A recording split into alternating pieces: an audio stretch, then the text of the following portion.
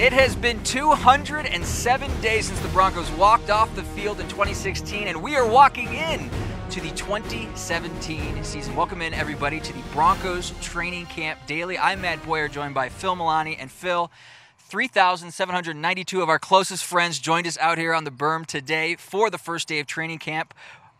The excitement was palpable, wasn't it? You could feel it in the air. Yeah, a lot of energy out there this morning. We saw the guys come out of the weight room, just push open those doors, head out onto the practice fields. We saw head coach Vance Joseph, his very first training camp practice, excited to get out onto the field. And like you mentioned, Matt, those fans really added a lot of energy. We saw Von Miller dancing around out there. And in general, it was just good to see the guys back out there in their uniforms with their helmets on. Usually you'd think day one, we're just going to ease into things, take it a little slow. Not the case today. Plenty of headlines here at Broncos training camp. The biggest, of course, Devontae Booker going down with a wrist injury. Derek Wolfe out with a stomach bug, so he wasn't here on day one. And DeMarcus Walker going out with a heat ailment. You'd think a guy from Florida State, as Coach Joseph mentioned, maybe a little bit more acclimated, but he did take some getting used to. This is more human than we're used to seeing out here in Denver. But what stood out to you the most as far as the headlines? Yeah, I mean, it was funny. Not funny, but, Joseph joked about it afterward. Hey, kid from Florida State from the South. Right. I thought he'd be able to cut it. It was only in the mid-70s here in Denver this morning. But, Derek Wolfe, coach said that he called trainers around 2:30 or so last night, said he wasn't feeling right. So they just said, hey, stay home sick. You don't need to come in today. But the big thing is Devontae Booker. They said that happened during OTAs, thought it was just a football nick. Turns out that it's a fracture, and he's going to be out 6 to 8 weeks.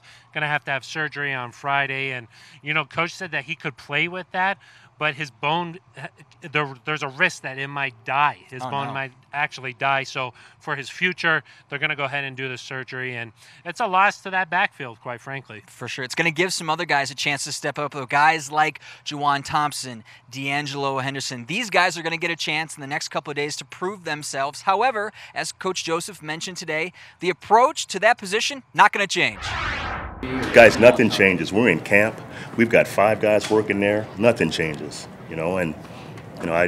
I feel bad for Book because he's put so much work in. He's ready to make a push. He had a great spring. So, but outside of that, nothing changes for us. For a kid to work hard, you see the difference between year 1 and year 2. You see the big jump. You see he's more concentrated. He's a lot more focused. He's putting time in the playbook, and then just to have a little setback like that, it's definitely disappointing for him. But we got a job to do out there, and like I said, when he come back, his spot will definitely be warm and ready for him. It was an unfortunate event. Hopefully he recovers quick because he's a high talent. We need him. What does that mean for you?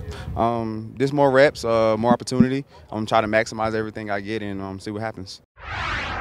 So you heard it there. The reps are going to be crucial. Each single rep throughout training camp, very important for those guys. It's also going to be very important for the quarterbacks to value each single rep. Of course, we're talking about the QB battle. Phil, what did you see today from Paxton Lynch and Trevor Siemian? It was an interesting approach to day one of training camp. I thought they did a lot of red zone work. A nice idea because it saves the guys' legs, but that means for the quarterbacks, everything's a little bit tighter, and I thought we saw a little bit of that today. They had to knock the rust off the first few minutes of practice, I thought, but once they got going, I think head coach called it Vance Joseph called it a productive day, but the players didn't seem too happy with their performance. With regards to Lynch, he talked about being comfortable. Did you see that out there from him? Yeah, for sure. I mean, he had the one play where he threw it in the end zone to C.J. Anderson, caught it, ran down there, showed off a little bit more of his personality. I thought each quarterback made some throws that they liked. Some of them they would like to have back, but it's day one at camp. You don't want to read too much into it. Day one of camp, both quarterbacks hitting the podium today, and Trevor Siemian and Paxton Lynch kind of happy, kind of not about their performance, but as Phil mentioned, it's a long training camp. For me, it's pretty easy. I just want to be better than I was yesterday, so hopefully the number 13 that rolls out of the locker room tomorrow is better than the slappy that rolled out here today. So that's really all I'm trying to do. And, if I can make the big things small, which I've tried to do since I got drafted, hopefully things work out. Honestly, it feels night and day. I feel way more comfortable out there with those guys. I can kind of be myself a little bit more. Last year, I just felt like I was kind of tiptoeing away, trying to learn things and figure everything out at once instead of just sitting back and getting a plan and kind of sticking to it. But now I think I've gotten a little bit more comfortable, and I've kind of found a a regimen to stick to and a plan to stick to, and it's worked pretty well. And I feel like through OTAs and even through the first day, I've just continually got better every day.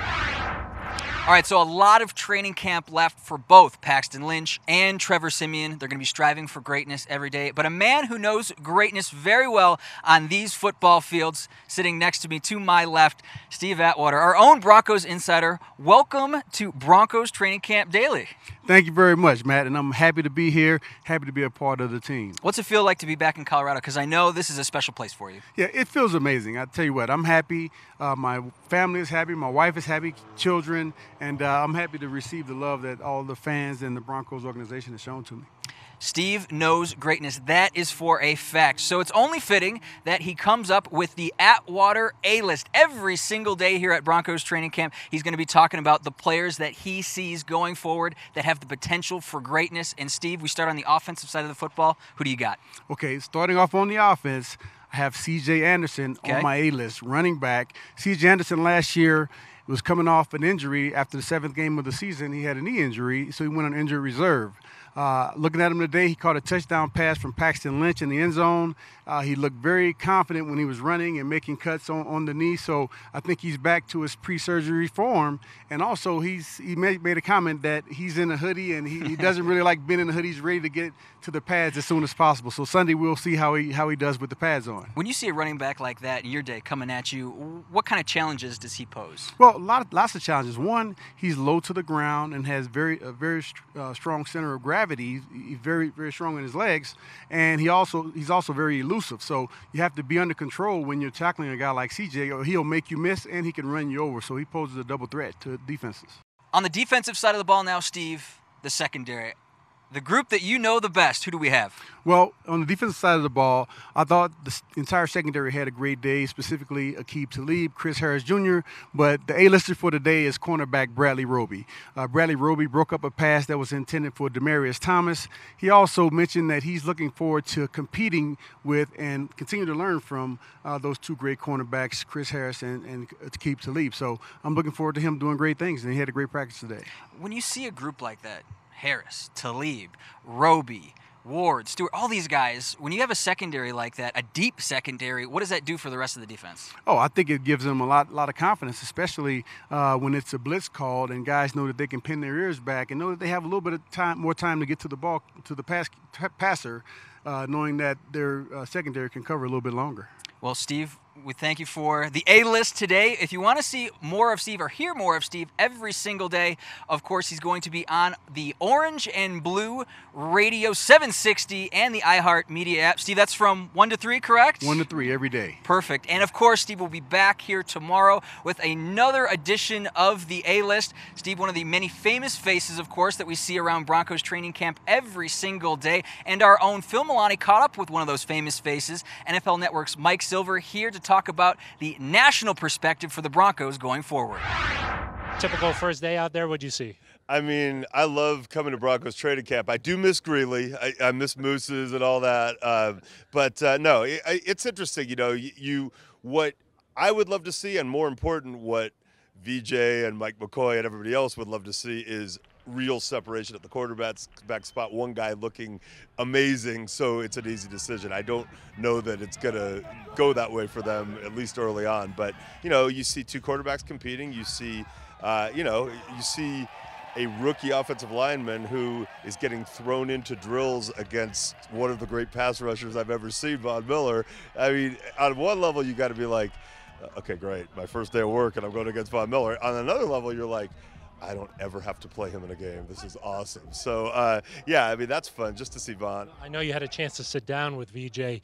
Did he establish his identity out there already on day one, you think? Yeah, he was funny with us. He said, what I miss is the coaching, and I wanted to go coach somebody, and I was looking for a group to go to. I went to the DVs for a while, but Joe had them, and so James Palmer, my colleague, said, well, where'd you stand? He said, well, I just kind of went in the middle, and, so it is an adjustment, but sometimes when really talented coordinators who are very brainy and accomplished become head coaches, you're not sure how the head coach part is going to be. I would say in this case with Vance, he's also a great head coaching prospect as a head coach. Like, he has that leadership big picture personality. So to me, it's exciting to see what might happen. But, he didn't go to an easy situation. You've got John Elway, who's told us yesterday, reminded us he doesn't believe in windows and wants to be good every game, every year, and is very involved. And obviously you'd rather have that than, go to some team that doesn't have a chance. But it's not like he went to the no-pressure situation. From a national perspective, what are the expectations for this team? Well, I still have high expectations. Like, to me, the vivid memory of, Von Miller and DeMarcus Ware and company just hijacking a postseason and swallowing up Tom Brady and Cam Newton is very immediate. So I know last year was tough. It's a tough division, but I still think with a defense that is potentially on that level and with the chance to get better on offense, I think they are one of the teams that are in the mix. Unfortunately, the Raiders are certainly another, and Kansas City's, right there. And I'm not one of these, the Chargers are the sneaky talent team that's waiting to blow up. But I don't think they're bad either. So, it's going to be a tough path. But if they can get through that path and still be standing and in the playoffs, then watch out. Last one for you here. You come to Denver every so often. What do you like to do outside of here? Wow. Well, what don't I like to do in Denver? Well, I'll tell you what. My new favorite thing to do in Denver is go to my colleague James Palmer's house and eat home-cooked Mexican food by his lovely wife, Megan, because that was an incredible experience. I actually slept over a couple of nights. A mint on the pillow, fresh guacamole. It's unbelievable. And then I would say my other favorite thing to do in Denver, besides come out here and talk to you guys in Bronco Land, is go to Red Rocks. I got to see a concert there for the first time a couple months ago with my boss, who ordered me to. It was awesome. It was Tom Petty and the Heartbreakers, Joe Walsh opening, and we had a lightning delay. It was amazing. Just an incredible experience. So thank you for having me. Thank you very much. We all have to head over to the Palmer's house sometime. Yeah, believe me, it's worth the price of admission, which for me was $0. All right, thanks, Mike. I appreciate it. Thank you. Well, it certainly sounds like James Palmer's house is the place to be in Denver. I, myself, will need to get a reservation at some point, but we thank Mike Silver and Phil Milani for that great interview. And also a man who needs no reservations anytime he's in Denver, Andrew Mason, because of that Broncos knowledge. Mace, thanks for joining us. My pleasure. Now, let's talk about the position battles, because this is what you're going to be focusing on all training camp long. And day one, there's not really much else to talk about, right, as far as the position battles between the quarterbacks, Paxton Lynch, Trevor Siemian. What did you see that you liked from these guys? I know the reviews, by their own admission, were a little mixed. Yeah, and this was going to be a tough day for them, just considering the fact that they were doing mostly red zone work. So you've got a compressed field, and when you're going up against the no-fly zone in the red zone, it's going to be very difficult. You're facing Aqib Talib, Chris Harris Jr., Bradley Roby, impress man coverage. It's going to be difficult, and there were some struggles. So not only did you have the rust of not practicing for the last few weeks, something Trevor Siemian alluded to at his post-practice press conference, you had the fact that you were going up against those guys, and they made life difficult for Paxton Lynch and Trevor Siemian. Siemian in particular really struggled early, although it seemed like he bounced back and settled down later on. Paxton Lynch overshot some guys early, but then really got into a nice groove, had a really nice touchdown pass to C.J. Anderson, finding him in the back of the end zone, and really pushed the ball downfield when he had the chances to do so. So I thought, on the whole, a pretty good day for Paxton Lynch. Siemian, after some early struggles, found his footing as practice went on. It wasn't a day where I think either one of them moved far ahead of the other. So if you're looking for a day to provide separation between the two, I don't think today was it. I want to touch on Paxton really quick, because I thought it was interesting that during his press conference he alluded to the fact that he's more comfortable. And you could see it out there on the field at times, his celebration with C.J. Anderson after he threw that beautiful ball. What did you get a sense for that comfort level that he had out there today? Absolutely. I mean, he looks much more in a groove. I think the comfort level in the offense, this offense being more tailored to his skill set, helps. I think the aforementioned C.J. Anderson, I think someone like him is helping him. He pointed out that Anderson is like another quarterback out there, and that's key. C.J. Anderson's one of the few people who has a real understanding of this offense from previous years, because, of course, this is very similar to the offense that was run earlier in the decade, and Anderson was around for this offense when Adam Gase was running it in 2013 and 2014. So he's able to be with Paxton Lynch and kind of point out some things to him. And that's why Paxton Lynch said, hey, when CJ is out there, it's like another quarterback on the field. And you can see that comfort between the two. And Paxton has learned, hey, I can lean on CJ to help me with some of those checks and calls. And it was something, you go back to when Peyton Manning and CJ Anderson worked together, and CJ would ask Peyton about all the things that Peyton saw, in part so CJ could help Peyton along, and Peyton could help CJ along. And so now some of that knowledge is being passed along to Paxton Lynch, and it's helping him out. He's definitely another quarterback back there in the backfield. As we head into the weekend, though, Friday, Saturday, Sunday, things are going to change a little bit. What's going to be key for these two guys as we head towards the weekend? Because the pads are coming soon. Yeah, it's consistency, and especially for Paxton Lynch. We've seen him put together a good day here, a good day there. You want to see him put together multiple good days. Trevor Siemian, one of the reasons that he got the job last year was that he was able to string together consecutive solid days of practice. That is what helped distinguish him in the race against Mark Sanchez last year. Now you want to see Paxton Lynch string together those consecutive good days. If he can do that, then I think that's going to allow Paxton Lynch to get a foothold in this race and can really make it competitive right on through August, and may make for a tough decision down the line. If you want to hear more Mace, you're going to be on the radio every single day. Yeah, Orange and Blue 760 goes on the air today. Of course, it started with Andy Lindahl and Tyler Columbus at 7 a.m. this morning. Broncos and NFL talk all day, every day, throughout the year. I'll be on from 3 to 7 p.m., and the 6 to 7 p.m. hour in particular, I'll be answering your questions. The Mason's Mailbag segment, you're familiar with it on DenverBroncos.com. Now it's going to be 5 days a week, so stay tuned. Plenty to come there. Inside the Broncos every single day for training camp. The Orange and Blue Radio, 760 AM, and the iHeart Media app. Be sure to check it out every single day. Back now with Phil Milani. And Phil, let's look ahead to day 2, okay? Paxton Lynch, Trevor Siemian. Roles are going to be reversed. Tomorrow, Paxton's going to be with the first team. Trevor still going to get some first team opportunities, but not as many as number 12. What do you think about their setup for tomorrow? And the length of practice also going to be different tomorrow. Yeah, the practice was cut short about an hour and a half today. I bet they're going to go a little bit longer tomorrow. Maybe mix it up, not just some red zone work, but really use the whole field. And like you mentioned, Paxton Lynch will get the first opportunity to go with those first teamers. But like today, I think the reps will be split throughout. What I'm interested to see is, Aqib Talib said that the defense won today.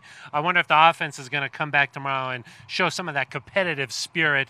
But you think about a guy like Garrett Bowles out there today going against Von Miller. That is a tough assignment for your first training camp practice ever. So maybe they'll come back tomorrow, pieces fit together a little bit more, and we'll see more out of those quarterbacks and the entire offense in general. How do you feel going into day 2? You feel like you knocked off the rust? Beat the heat? No rust here. I was ready to go today, so I was waiting for today.